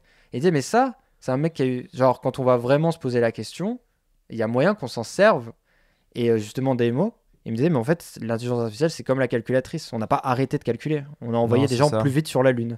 Mais ce que les gens ça va être pareil. Donc, je trouvais que c'est... Et dernier point, très récemment, hier ou avant-hier, du jour où on tourne le podcast, on tourne le 10, il y a l'Union européenne qui s'est mis d'accord pour voter un cadre de loi pour encadrer l'IA. Donc, le premier cadre législatif global qui permet de... Donc pour moi, vraiment, je pense, sauf événement, en vrai, je pense guerre mondiale, le truc qu'on retiendra de la décennie 2020 globale, ça sera... Tu sais, quand on dira, ah, c'est à ce moment-là que l'IA a commencé, comme on dit les années 90, c'est les ordinateurs, bah genre le moment où on dira l'IA, c'est là, le shift, c'est les années 2020. Tu te rends compte, particulièrement cette année-là. Quoi. Tu te rends compte que c'est impressionnant parce que tu regardes Friends, quand Chandler vient de s'acheter un ordinateur, il te sort les specs et honnêtement... 1 giga de RAM. 1 giga de RAM. Même pas. Non, 500 non, mégas. C'est 1 giga sur le disque dur. C'est ça. Ouais. La RAM, c'est comme quelques mégas, etc. Il en est super fier. Et moi, je me revois acheter mon ordi portable gamer et passer à travers les specs et être tout aussi fier parce que j'ai 64 Go de RAM, 2 Tera de SSD, une 3050 ou une 3060 Ti dessus, etc. Et t'es en mode waouh, c'était il y a 20 ans, 30 ans, même pas. Et là, maintenant, on a l'IA qui arrive. Et entre les deux, on a eu Siri. Ça paraît bête à dire, mais Siri, c'était la petite révolution, tu vois, à l'époque. On avait cette petite intelligence artificielle, tu sais, on pouvait lui demander c'est quoi la météo, c'est quoi l'heure, et on s'amusait beaucoup là-dessus. Essentiellement, pour moi, c'est un timer à qui je lui parle. Chaque fois, je lui demande de mettre des minuteurs quand je fais la cuisine, ça me sert à ça, moi. C'est ça, mais tu vois, par exemple, Google, moi, aujourd'hui, contrôle ma maison. Il contrôle mes lumières, il contrôle ma température, il contrôle... Ouais, un peu beaucoup. Il contrôle mes photos, il contrôle énormément de trucs parce que j'ai tout synchronisé. Maintenant, je me suis ancré sur le système Google. Mon téléphone, c'est un Google Pixel, etc. Et voilà, moi, je fais partie... J'aime me considérer comme un avant-gardiste de la technologie où il y a une nouvelle technologie. Je vais peut-être dépenser un peu plus pour l'avoir d'abord et pour l'explorer, essayer d'avoir un peu le tout. C'est le seul mec que je connais sur la planète Terre. J'en connais pas beaucoup, mais j'en connais quand même. Qui a acheté et qui fait vraiment des trucs avec son imprimante 3D. Voilà, par exemple. Genre, mais tu l'as acheté bien avant tout le monde en plus, en mode elle est petite et des trucs et tu fais des petits trucs, c'est ça, mais j'ai tout mon cosplay qui a été fait avec. Je fais des... Là, maintenant, je me suis acheté aussi une machine à espresso récemment. Je me fais des petits upgrades sur ma machine à espresso grâce à mon imprimante et tout. Et je pense que l'intelligence artificielle, c'est un peu comme... on pourrait retrouver sur Google le nom. Il y a une cloche qui explique en fait comment la technologie entre dans le cœur et dans le foyer des gens. Et tu as d'abord, donc évidemment, ceux qui découvrent donc la technologie. Après, tu as les avant-gardistes. Après, tu as un énorme gap parce qu'il faut que la technologie se raffine, devienne plus bon marché, s'explique tout simplement. Parce que ChatGPT, parlons de ChatGPT à nos parents, ils vont dire « Ouais, j'ai essayé vite fait d'écrire un mail avec, c'était n'importe quoi, j'ai passé plus de temps à le refaire qu'à l'écrire, donc ça marche pas. » Ça, c'est ce gap. C'est le temps que la technologie se démocratise. Parce que là, actuellement, on apprend à faire des prompts. Mais bientôt, et en fait, c'est déjà le cas, tu peux avoir des IA qui te génèrent des prompts pour d'autres IA. Tu vois. Le site ou l'application la plus téléchargée en 48 heures. Genre, ça a été c'est rapide aussi à quel point c'est rentré aussi dans les foyers, là, pour le coup. Surtout que maintenant, tu peux lui parler. Alors qu'à l'époque, fallait le... Voilà. Et au fur et à mesure... À l'époque, il y a 8 mois. Ouais, c'est ça. Ça va très vite, hein. Et les gens, je pense, ont encore cette relation à... Je pense que Siri a trop marqué les gens. Les gens voient l'IA comme « je te parle, tu me réponds ». Là où, actuellement, l'intelligence artificielle, c'est plus du tout ça. Hollywood a fait tout ça, que ce soit Her, le film, etc. T'as l'impression que le futur, c'est on allait parler à notre maison. Quoi. Oui, mais Her avait déjà compris que c'est un échange. C'est pas une conversation à sens unique. Ah oui, ok. Tu vois, il faut que tu parles beaucoup à ton GPT. Tu sais, quand tu démarres un nouveau thread, à part si tu l'as vraiment bien prompté et qu'à chaque fois il comprend les conversations précédentes, tu dois lui réexpliquer un nouveau concept, un nouveau contexte, un nouveau ceci, un nouveau cela. Donc tu dois avoir un échange avec lui. Tu dois parler comme si tu parlais à un enfant au début, puis après... Et ça, je pense que ça va mettre du temps. Je sais pas, mais tu sais, moi je trouve que c'est vraiment... Mais je dis pas ça négativement. Ouais, je sais, j'espère que ça prendra du temps, que ça va pas non plus arriver trop vite. Mais tu sais, genre ça va vraiment... Là, pour le coup, c'est pas... c'est pas comme un téléphone ou un truc comme ça. Genre, ça va vraiment impacter, qu'on le veuille ou non, toute la société. Positivement, négativement, je sais pas, probablement positivement. Puis il y a aussi, je pense que c'est positivement, en là. relations internationales, enfin, il y a une guerre ouverte maintenant entre les États-Unis et la Chine, et le Moyen-Orient qui essaye de se mettre au milieu. Mais les deux se font la guerre sur l'intelligence artificielle, parce que vraiment, enfin, les possibilités sont littéralement infinies. Genre, il y a tout ce qu'on peut l'imaginer, ils pourront le faire en mieux probablement, plus rapidement. Et tout va être plus simple, genre c'est... Sauf les connexions humaines. Et c'est là où notre diplôme de sciences humaines, bah, finalement, il a de la valeur. Mais même là à où ça, les diplômes d'ingénieurs, tu sais etc., qu'il y a- au final, Je dis peut-être seront remplacés. une énorme fake news, donc disclaimer, mais j'avais entendu qu'ils se servaient déjà des intelligences artificielles pour sur les champs de bataille pour essayer de prévoir toutes les avancées possibles pour être capable de prévoir, entre guillemets, là où la ligne va être gelée, comment faire les chaînes de ravitaillement, comment tout ça, etc. Donc même des trucs qui vont être très très géopolitiques, géostratégiques. Non, mais je concrètes. parle vraiment humain-humain. Genre la médiation. Genre, tu vois, Ouais, mais ça des dépend. choses comme ça. C'est où c'est. Je sais plus quel pays a été le premier pays à faire un vote de loi et la loi a été rédigée par ChatGPT. Genre, c'est que même si ton pied de départ, ta relation humaine, elle est construite, mais si l'argument de départ sur lequel vous parlez, il est construit par une IA, ça va quand même, tu sais, même ça va être biaisé dans l'absolu, tu vois, du coup. Donc voilà, donc c'est un événement, c'est un peu compliqué à suivre, faut un peu de, tu sais, faut aimer ça, mais moi je trouve que c'est vraiment ça qui m'a marqué. Et on va faire un épisode, je pense, spécial dessus j'impose l'invitation Oui. de Deimo, Oui, il va falloir qui est avoir un ami des mots. à moi qui suit tous les trucs spécialisés à fond et je sais qu'il écoute, donc voilà. Mais on fera un truc un peu semi-interview parce que vraiment, c'est un truc qu'on peut pas passer à côté. Voilà, ça c'était pour mon petit événement. Est-ce que toi, t'as un petit truc, Pidou? Pardon, je pensais Tu qu'on regardais passait le mur à... comme un Oui, oui. chat. Non, mais c'est que on enregistre dans l'appartement d'Astro et ça fait plusieurs mois que Oui, qu'il est mal cadré, oui. Et c'est fait exprès. Non. D'accord, Il faut l'enlever, le remettre, etc. Non, alors, je ne remets pas les trucs parce que il parle d'un cadre qui est mal mis dans le cadre, une affiche qui est mal mise dans le cadre. C'est à ma blonde et je refuse de mettre les trucs.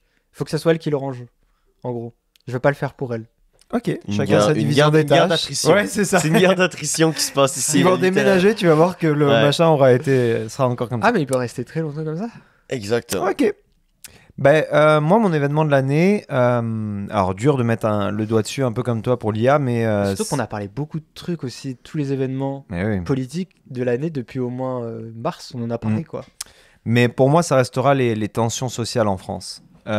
Très actives et avec à chaque fois un petit peu son lot son petit panier garni, c'est-à-dire qu'on démarre l'année avec un 47.3 puis un 49.3 qui met le feu en France sur la réforme des retraites, avec enfin vraiment un contexte terrible parce que cette réforme des retraites, ça fait depuis le premier quinquennat de Macron qu'on en parle, que ça a foutu la merde.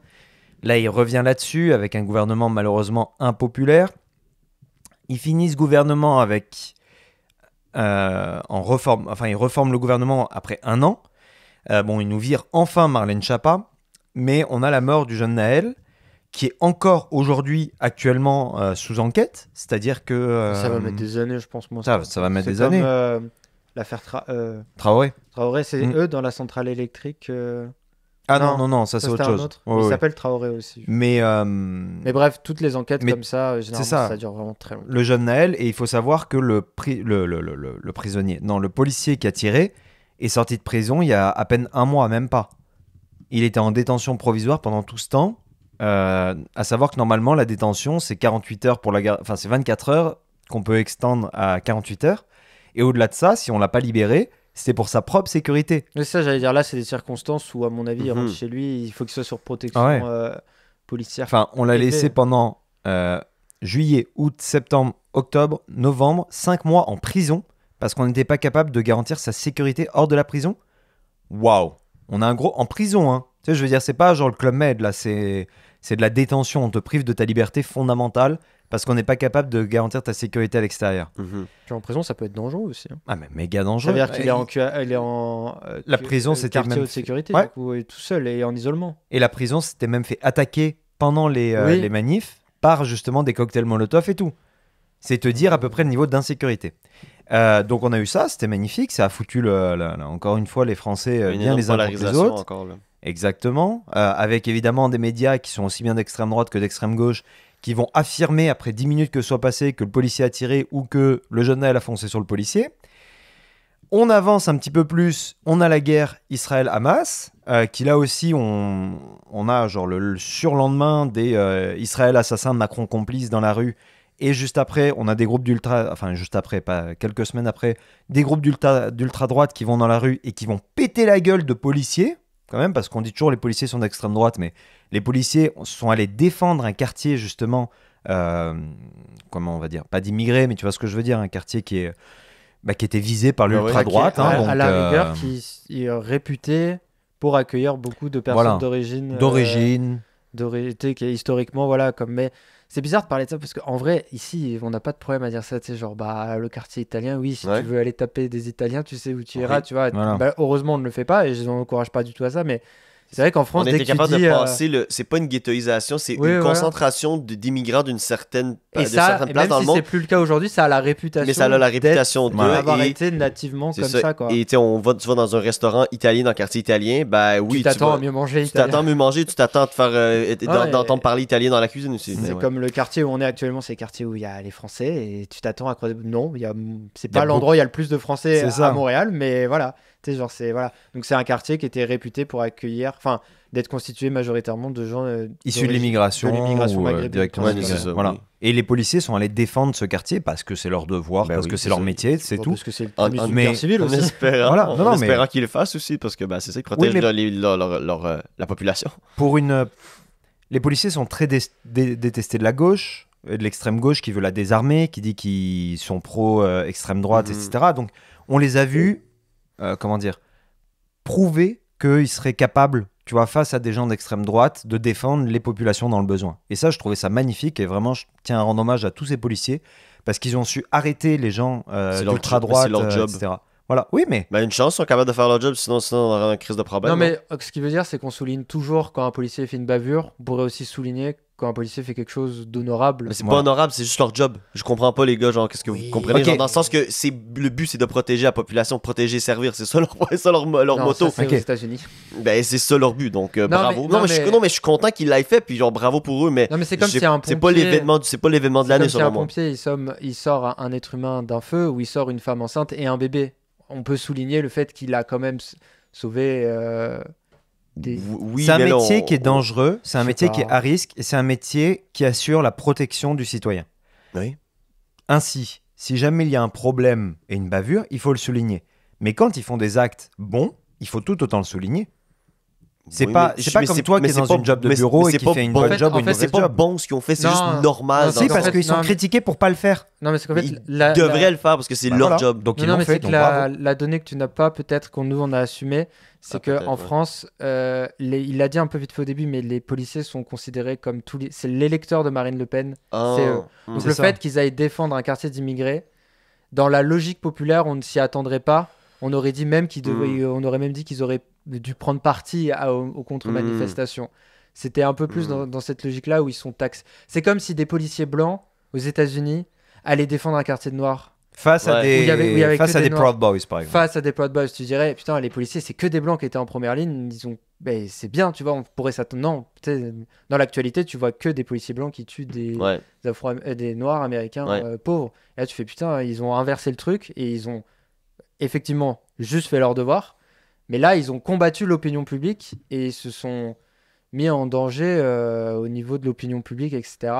pour faire ça. Donc, pour rétablir dans un moment de polarisation, pour rétablir un peu équilibrer un peu tout ça, c'est bien de le souligner. C'était ça qu'il voulait dire. Après, je suis d'accord avec toi que dans une société parfaite, on ne devrait pas souligner le fait que ces policiers fassent ça, puisque ça devrait être leur métier. Et on ne devrait pas s'étonner qu'ils votent à gauche, des policiers aussi, par exemple. Mais t'es policier, t'as le droit de voter comme tu veux, puis c'est pas à cause que t'es un policier que tu es rendu maintenant dans un... Mais c'est un peu ça l'image qu'on a. Mais c'est ça l'image qu'on a. Donc, si on tape d'un côté, il faut taper de l'autre. C'est juste le point que je fais. Puis, on est dans un contexte de mort, justement, du jeune Naël, où on n'a pas encore fait la vérité là-dessus. Tu sais, je veux dire, les pièces de vidéo qu'on a montrent tout autant le gars tiré alors qu'il n'y avait pas de raison, tout autant que tiré parce qu'il se faisait foncer dessus et que le gars était en situation de fuite, et que, etc. Donc, il y a ce contexte qui est très abrasif et qui nous amène vers les attentats qu'on a subis en France, dont malheureusement on n'en parle même plus des attentats, c'est terrible. On en a eu en Belgique, le gars a tiré sur des gens qui avaient aucun rapport, c'était dégueulasse ce qui s'est passé. Au pied de la Tour Eiffel, là, il y a quelques Et là, au pied de la jours. Tour Eiffel, le gars, il a tabassé un jeune Allemand il a tabassé des gens avec un marteau, il a donné des coups de couteau à un jeune Allemand qui allait demander sa fiancée en mariage, etc., qui était en voyage. Enfin, je veux dire, c'était... Moi, j'avais une amie qui était à 2 pas de là, au même moment, tu vois. Et les policiers ont fait l'excellent travail d'arrêter ce gars plutôt que de le tirer à vue. On serait aux States, il serait ne serait-ce que pas de la bonne couleur, il se serait fait shooter. Ouais. Et là, on s'est dit, attends, ce gars-là, il vient de faire un acte terroriste, il va pas s'en sortir aussi bien qu'en mettant fin à ses jours. Et on va l'arrêter, et on va faire en sorte de connaître son réseau. On va faire en sorte de connaître tout ça, parce que ce qui s'est passé avec, et il y a eu aussi un attentat à l'école, il y a eu aussi l'attentat à Genève, avec le gars qui est arrivé dans un parc pour enfants avec un couteau. Enfin, je veux dire, on en est là quand même. Le fait d'arrêter ces gens-là et de savoir démanteler leur réseau, de savoir pas les interroger de manière assez intense pour justement prévenir d'autres attentats, moi, ça m'a fait penser que finalement, on avait peut-être tort, Astro, et qu'on devrait communiquer de manière globale tous les attentats qu'on a démantelés depuis 2015. Et faire peur à la population. Non, moi, leur dire, écoutez, voilà, par mois, il y en a 10 qu'on a démantelés. Je disais que tous les chiffres étaient probablement biaisés parce que je me dis, soit ils sont hyper élevés, donc t'es hyper en danger, soit ils sont en deçà, et du coup, peut-être que plein de problèmes qu'on met de l'avant, etc., ne sont pas forcément... Après, tu me diras, si on a déjoué un attentat et que c'est l'équivalent du World Trade Center, bon. Voilà, tu vois, mais ce que je veux dire, c'est que je me dis toujours que ces chiffres-là, est-ce que c'est les vrais chiffres qu'on a parce qu'il y a une vraie enjeu de sécurité publique derrière à réfléchir, tu vois. On sait que non. Parce que justement, il y a aussi de la protection des sources. Parce que si tu dévoiles que tu as démantelé cet attentat, tout le réseau est au courant que tu sais que cet attentat est arrivé. C'est toute l'opération. Mais je trouve que c'est super et c'est la façon à faire. Et je pense qu'en ce moment, si la société européenne est en train de se mettre en porte-à-faux à la société américaine qui va combat le feu par le feu dans le sens que... Avec les armes à feu. C'est ça, littéralement, le terroriste tire sur des gens parce qu'en ce moment, la plupart des crimes haineux ont été commis par des gens d'extrême droite blancs suprémacistes. Aux États-Unis, on s'entend aussi. White supremacists. C'est ça, les white supremacists, qui est quand même assez étrange on parle depuis 2001 que c'est les Arabes, entre guillemets, qui sont supposés détruire l'Amérique, mais sauf qu'en ce moment, c'est des gens d'extrême droite. Et eux, ils butent. Parce que tout de suite, parce qu'ils sont comme non, on leur fera pas de procès ou ils sont pas capables de les arrêter. Et que la société. Ils ont un AR-15 chargé à bloc en face de toi aussi. Et que le gars dans le parc à Genève, il y a un couteau, les policiers le prennent, ils donnent un coup, le couteau. Et dans les airs, c'est le mec avec son sac à dos là. C'est un citoyen qui. C'est le citoyen qui l'a neutralisé. Il prend, il plaque au sol et boum.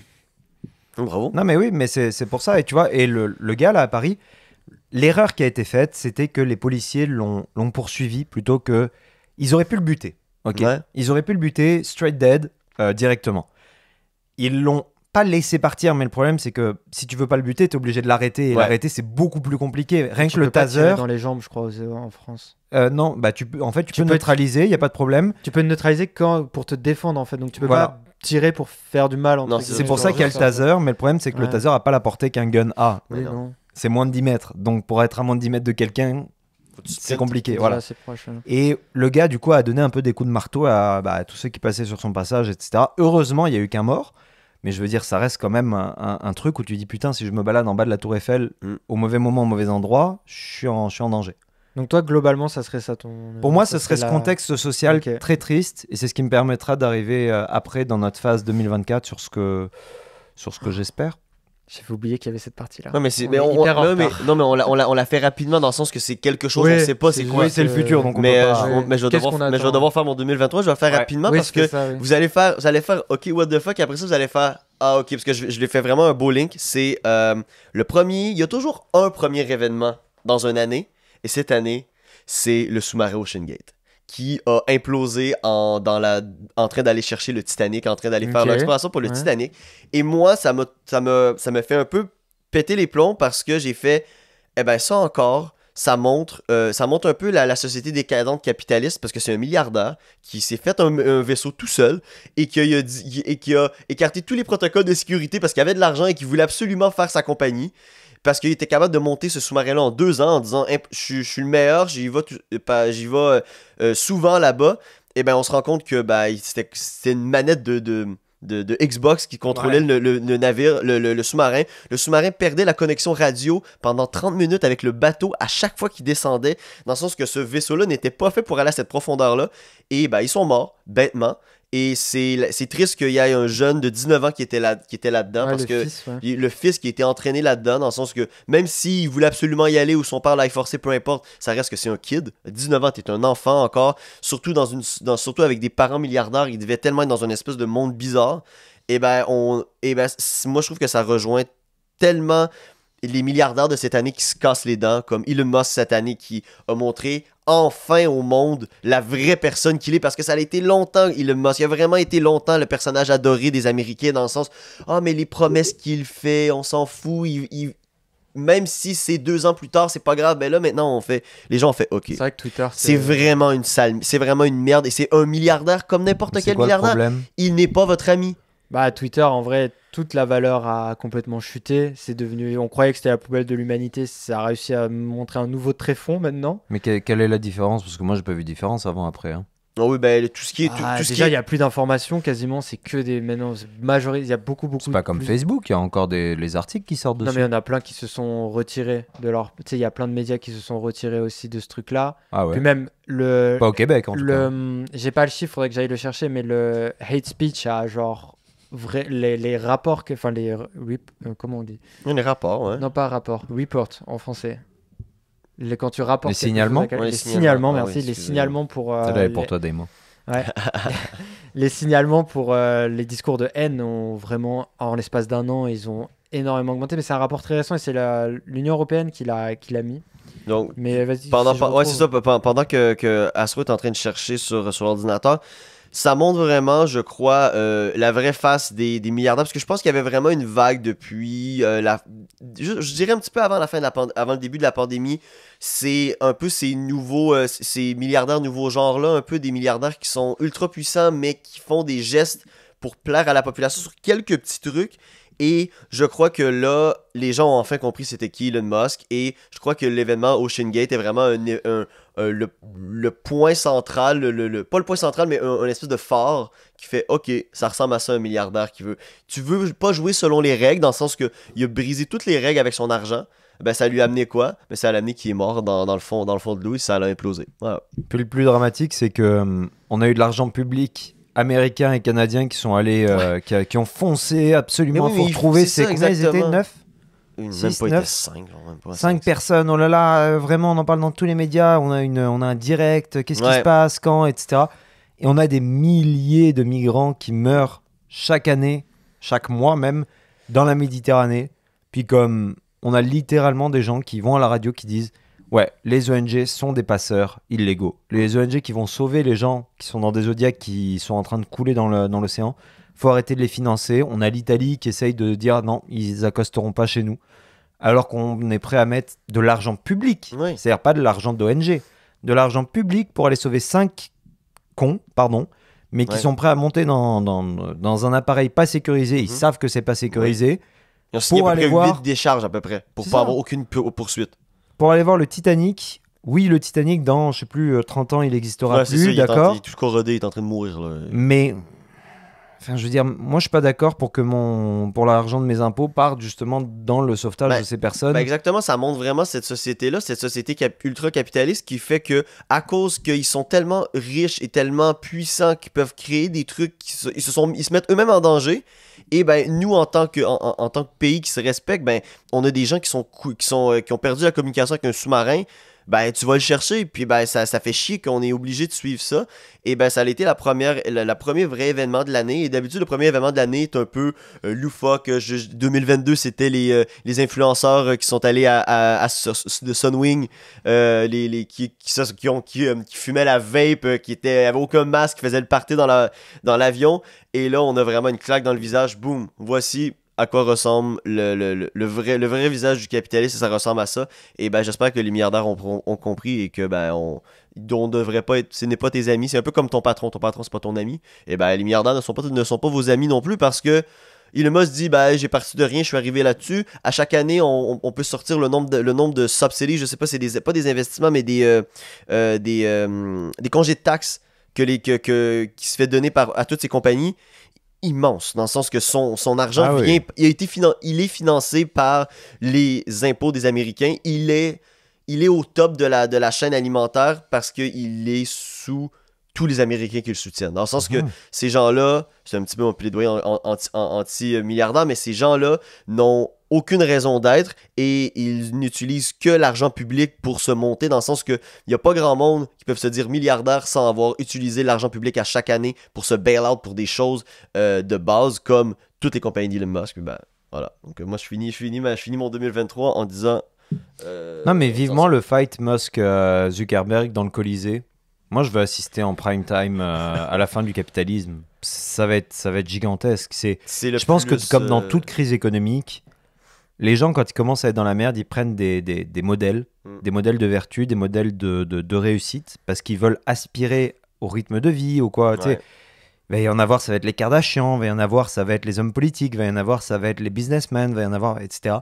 Puis il arrive un point de rupture où les gens, ils n'arrivent plus à vivre dans l'espoir parce que le 15 du mois, ils ont déjà plus d'argent. Puis le paycheck qu'ils ont reçu le 15, il a servi à rembourser le 15 précédent.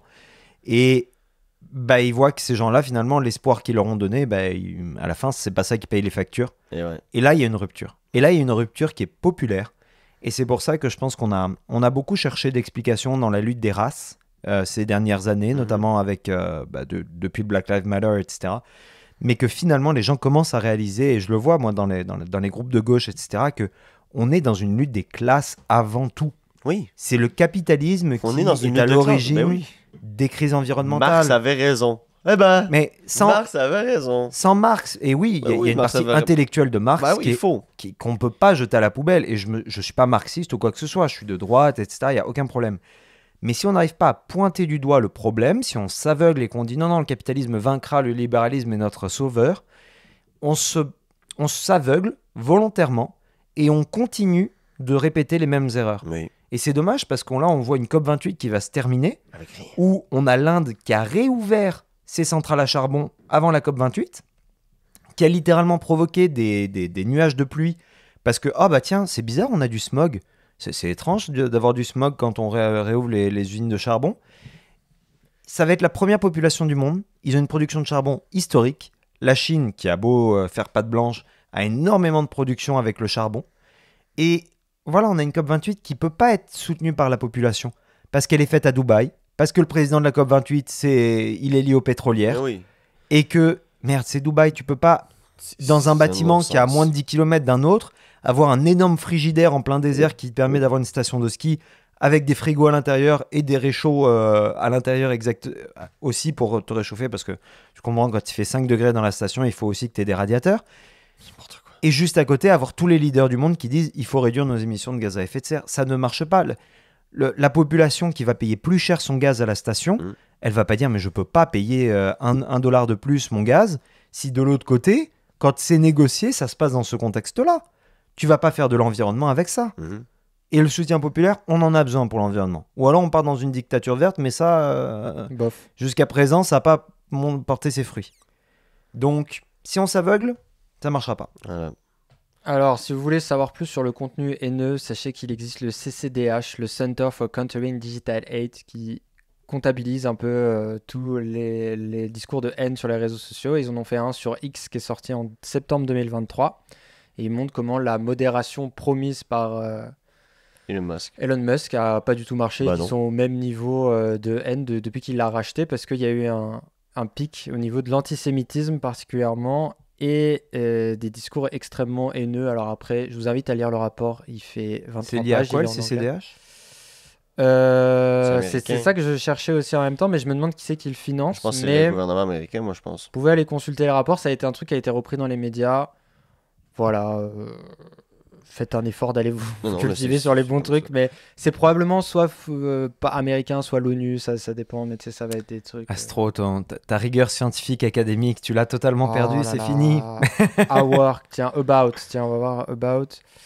Ils vont pas dire par qui ils sont financés. Jamais ces trucs-là. On mettra en commentaire, les gars. Je pense qu'il faut. C'est ça. On va avancer. Faisons un wrap dans le sens qu'on n'aura pas de recommandations aujourd'hui, mais notre recommandation, notre dernier tour de table, c'est ce qu'on attend pour 2024. Rapidement, on peut faire un tour de table parce que vu que c'est pas arrivé, bah. On peut faire c'est cool, mais après ça, on n'aura pas grand chose à dire. Donc, Astro, t'avais quelque chose ou... Moi, dans les deux catégories, c'est un politique, un. Moi, j'en faisais un. Moi, j'en fais un aussi. Ouais. Moi, j'en ai deux, voilà. Vas-y, dis les deux. J'en ai trois même. Ça va aller très vite. Le premier, j'en ai 14. Alors, le premier, c'est en janvier 2024. Je vous invite à suivre très fortement l'élection à Taïwan parce que faut savoir qu'il y a deux partis qui s'affrontent à Taïwan, un qui est pro-chinois, un qui est contre chinois. Donc, on parle beaucoup des enjeux, etc.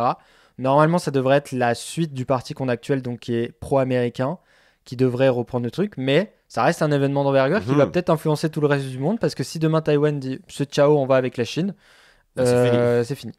Ça, c'est le premier point. Le deuxième point, c'est en novembre, en termes d'actualité, c'est l'élection américaine, bien sûr, qui, voilà, je vais pas vous faire un tableau, on a fait un podcast Joe versus Donald, partie de round 2. C'est ça. C'est le round 2, c'est Rocky 2, là. C'est Rocky 2, ou alors, ça sera Nikki. Allez, Nikki et Ellie, s'il te plaît. Voilà, bref, on va en reparler. Non. On va en reparler, donc voilà. Et après, dans les trucs culturels, j'en attends 3 et je vais vous tanner avec ça. Et ça va aller très vite aussi, pareil. Le premier, c'est Dune 2. Oh non. Oh non. Bah si, moi, je l'attends. Quelque chose à attendre. Je l'attends. C'est pas dit si c'était positif ou négatif. Hein. C'est à attendre. Moi, je vous le dis, c'est négatif, hein, mais oui, vas-y. Bah, c'est à ce moment-là que l'histoire est censée devenir vraiment bien. Et puis même le premier film... Trop bien, après 4 heures de film, on a enfin un truc intéressant. Ouais. En termes de réalisation, Dune était hyper impressionnant, donc je suis très curieux de savoir, ne serait-ce que pour chiant, Allez, c'est bon. Le deuxième truc que j'attends, c'est évidemment la saison 5 de Demon Slayer. Et le troisième et dernier truc, c'est un truc sur lequel j'ai aucune info, mais que ça a l'air très bien. C'est une série animée, Astérix, produite et dirigée par Alain Chabat, qui va être diffusée sur Netflix courant l'année prochaine, normalement. Ça, c'est oui. Donc, je suis en mode, je cherchais les trucs qui sortaient l'année prochaine et j'ai vu, je suis passé sur ça. Et elle est déjà teasée sur Netflix. Et si tu tapes, t'as juste l'affiche. Et je suis en mode, ça a l'air exceptionnel. Elle sera sur Netflix ? C'est une série animée ? C'est une série produite par Netflix, animée, ouais. Ah, trop bien. Et dernier point aussi, Avatar, la série produite par Netflix. Oui. Avatar, le dernier maître de l'air. Oui. Parce que vu ce qu'ils ont fait avec One Piece, j'adore Avatar. Donc je suis très curieux de savoir qu'est-ce qu'ils vont faire. Et ils ont vraiment fait un travail, ils ont vraiment fait un énorme travail en disant nous ne pouvons pas répéter ce qu'on avait fait en 2011 avec le film dégueulasse. Ça a l'air très très bon. Donc voilà, c'est globalement les trucs que j'attends, qu'on va sûrement faire. De toute façon, l'élection américaine, il y aura un épisode dédié sur ça. Oui, il va falloir. On fera un live. J'ai failli dire ça, peut-être qu'on fera un live en direct. Ok, c'est peut-être un peu grave. On verra, mais... on va voir Astro. Les gars, on fait un live. Mais on pourrait, parce que dans les trucs qu'on va essayer de faire l'année prochaine, c'est de filmer. Et les podcasts, ça, c'est plus pour nous. Donc, à voir. Mais donc voilà, moi, c'est les trucs que j'attends à peu près. C'est super intéressant pour moi. C'est globalement, mais c'est vrai que j'ai toujours du mal à attendre des trucs. Je suis plus preneur une fois que c'est déjà là. Exact. Mais j'attends pas de jeux vidéo particuliers, je sais pas et tout. D'ailleurs, sur cette thématique-là, toi, Pidou, qu'est-ce que t'attends ? Mais il sera en 2026, mais il y a GTA 6, enfin 2025. Ouais, mais je l'ai pas mis, mais pareil, moi aussi, je l'attends de fou en vrai. Ça va être vraiment cool. J'ai adoré le trailer. Ça a l'air vraiment cool pour vrai. Il y a un gars sur TikTok qui a mis Midnight City de M83 à la place. Là. Oh my god, encore mieux. Mais non, moi j'attends énormément les élections européennes. 9 juin, tous les Français, en fait tous les Européens votent, que vous soyez à l'étranger ou pas. Vous pouvez voter pour les élections européennes. C'est par liste, pas par parti. C'est très important de comprendre ça. Et on reviendra, on fera sûrement un épisode sur les élections européennes parce que ça va être crucial. Et j'aimerais bien que ça soit accompagné, mais c'est peu probable souvent, avec une baisse des tensions que j'ai mentionné un petit peu plus tôt. Il faut que, là, en janvier ou en février, Macron a promis justement un moment de réconciliation, un moment où justement il va essayer de ramener les Français tous ensemble. On en est à 18-49-3 depuis le début du gouvernement Borne, donc en 1 an et demi, qui ont fatigué les Français. Alors on peut débattre que c'est constitutionnel, c'est pas constitutionnel, on s'en fout, c'est pas mon point, puis je vais être bref là-dessus. Mais l'objectif maintenant, c'est de rassembler. c'est de réunir les gens et d'arrêter d'avoir des tensions, d'arrêter d'avoir des crimes haineux qu'on a de plus en plus, d'un bord comme de l'autre. Et on a vu le grand débat suite aux Gilets jaunes. Oui, on n'a pas eu les conclusions. Oui, la Convention citoyenne sur le climat n'a pas donné lieu à des grandes politiques structurantes. Ça faisait faux, ça faisait stagé, ça faisait émission de télé un peu. Mais moi, j'ai participé au grand débat à Montréal avec un ami d'extrême gauche. Et ça m'a pas empêché d'avoir un extrêmement bon moment. En fait, je pense que c'est le moment de ma vie de démocratie. Je pense que jamais dans un bulletin de vote, j'ai vécu ce que j'ai vécu dans un grand débat, où j'étais avec un élu face à moi qui m'écoutait, et des gens dans une assemblée avec qui je débattais de manière respectueuse, avec un temps plus ou moins limité pour chacun, etc. Et j'aimerais énormément si notre cher Emmanuel passe sur ce podcast par le plus grand des hasards, ou ne serait-ce que n'importe qui puisse nous écouter. Balayer, c'est Monsieur le Président. Monsieur le Président. Monsieur le Président. Manu. Non, il n'y a pas Manu. De manière générale, si on pouvait avoir plus d'exercices de démocratie directe comme ça, de discussion, je parle pas de vote, je parle de discussion, où les gens peuvent se réunir et parler. Des assemblées cuisine. Une des affaires qui a fait gagner Justin Trudeau en 2015, c'est de 2012 à 2015, qu'est-ce qu'il a fait? Des assemblées cuisine, il en a fait genre 10 000. Sachez que si un jour je suis élu à quelconque poste, moi je ferais comme Giscard qui faisait ça, j'irais manger avec les gens. Parce que je trouve que c'est un contact incroyable de rentrer chez les gens. Ou quoi? Non, mais de rentrer chez eux, de manger avec eux, et de me dire, alors, et de couper les caméras à un moment. Il y aura des caméras évidemment parce que je suis là pour faire de l'image. Mais de couper les caméras à un moment et de dire, alors vraiment, c'est quoi qui vous fait chier en ce moment? Et le mec, il va te parler de sa vie, de sa petite vie, et toi, tu vas dire, ouais, ça va te marquer. Et je trouve que des exercices comme ça où le président, alors, faut toujours juger sécurité et trucs, mais même. Oui, puis c'est difficile aujourd'hui. Ne serait-ce qu'entre les sites. C'est pour ça qu'avec des comités très restreints, même très régulièrement. Que lui est un contact direct et que après ça va ressortir avec les gens, on va le voir dans ses attitudes, et tu sais que même entre les gens aussi, que tu as très bien dit, entre des gens d'extrême gauche et d'extrême droite qui sont assis dans la même pièce et qui se rendent compte qu'ils sont pas assis éloignés que ça, quoi. Ouais, puis qu'on est capable de parler, tu sais quoi, c'est trop tard maintenant, on va plus pouvoir détruire l'extrême droite, on va plus pouvoir détruire l'extrême gauche, les gens y croient, les gens, et populairement et démocratiquement on peut plus les shut down. Leur parler, continuer d'avoir un discours, continuer d'avoir de la discussion, c'est ça qui va nous ramener tous ensemble. C'est ça qui, pas pour le président ou contre le président, on s'en fout. Juste parler avec nos élus locaux. Rien que ça, recroire dans notre démocratie locale, directe. Savoir qui nous gouverne, nos maires, nos mairesses, nos représentants des Français de l'étranger. Eh bien ça, c'est quelque chose qu'il va falloir faire. Parce que le déni de démocratie ne marchera pas. À long terme, ça ne marchera pas. Et voilà, c'est ce que je souhaite pour 2024. Et toi, Brady? Moi, c'est... vu que tu as nommé plusieurs trucs, je vais en nommer deux. Moi, il y en a un rapide. Est-ce que c'est le retour de Céline Dion? Dans le sens qu'elle a fait plusieurs sorties publiques. Elle a fait plusieurs sorties publiques cette année. Et on s'attend... Je crois qu'elle est en couple avec Alonso. Fernando, non, c'est faux. Qu'est-ce que tu sors? C'était juste pour lancer un truc de n'importe quoi. Donc, est-ce qu'elle va revenir? Elle a arrêté sa... Elle a une maladie aussi. Oui, elle a arrêté sa tournée mondiale Courage, parce qu'elle a une maladie, c'est de la raideur dans les muscles. Dans les mains, de la raideur dans les corps vocaux, c'est très difficile, mais elle a l'air beaucoup plus en forme et tout. On sera plus que deux dans les podcasts maintenant. De quoi? Plus que toi et moi. Radis, on sera plus que deux. Après sa vanne, on le vire. J'ai pas écouté sa vanne, malheureusement. C'est bon, je vais réécouter le podcast, je vais l'entendre. Donc, le retour de Céline, point d'interrogation, point d'exclamation aussi si on veut. Et le prochain, c'est politique québécoise à 100%. Comment Legault va faire pour se sortir de la merde? C'est vrai. Mais j'ai vraiment hâte de voir si il est un grand premier ministre comme il dit qu'il l'est depuis toujours. C'est pas une bonne fin d'année pour lui. C'est pas une bonne fin d'année, donc comment il fait pour rebondir en 2024? Parce que il connaît la recette pour avoir le soutien de la population. Est-ce qu'il va être capable de le refaire ou il va continuer à tomber? À voir. Donc voilà. Là, il a pas beaucoup de cartes pour lui quand même. Hein. Non, mais très clairement, ils vont sortir un nouveau virus qui vont nous permettre. Voilà. Moi, j'ai vu, vraie théorie du complot, j'ai vu que, tu sais, il y a eu des débuts de maladies respiratoires infantiles en Chine, comme il y en a finalement très régulièrement. Et il y a vraiment quelqu'un de très premier qui a dit, c'est normal, il y a des élections américaines l'année prochaine. Oh oui, oui. Biden ne peut pas faire campagne, donc forcément, ils vont faire comme André Gado. Mais la rapidité du tac au tac et c'est normal parce qu'il y a ça qui arrive l'année prochaine, je suis en mode, ah ouais, là, moi un jour. Non, mais il abuse. Si je devais refaire des études en sciences sociales, j'irais sur les théories complotistes. Ouais. Ça me non, pas moi, mais oui, fascine c'est intéressant. les gens. Bah voilà, je pense que Ouais, c'est ça, ouais, ça fait vraiment un tour, les gars. Ça a été vraiment une belle revue de l'année et un peu ce qu'on recherche pour 2024. Donc, n'hésitez pas dans les commentaires aussi à mentionner, vous, quels sont vos souvenirs, des choses qu'on a sûrement loupées parce qu'on a dû faire du tri parmi tout ça. C'est personnel aussi, ce qu'on met. Ce qui nous a marqué, ça veut pas dire que c'était vraiment un exercice important. Aussi on prenait une chose à la place d'en prendre plusieurs. Astro n'a pas réussi, mais je crois qu'on n'a pas parlé aussi. C'est ça qui était difficile. Aussi, exactement. Donc, j'espère que vous passez. Je me permets juste. Oui, vas-y, il y a pas de problème. J'espère que vous passez vraiment de beaux moments de fin d'année. N'hésitez pas à écrire aux gens que vous aimez. Il y en a qui passent les fêtes seuls des fois, mais c'est vrai que c'est bien des fois de reach out aussi à ceux qu'on aime. Et puis c'est ça a été une année compliquée pour certains, ça a été une année joyeuse pour d'autres.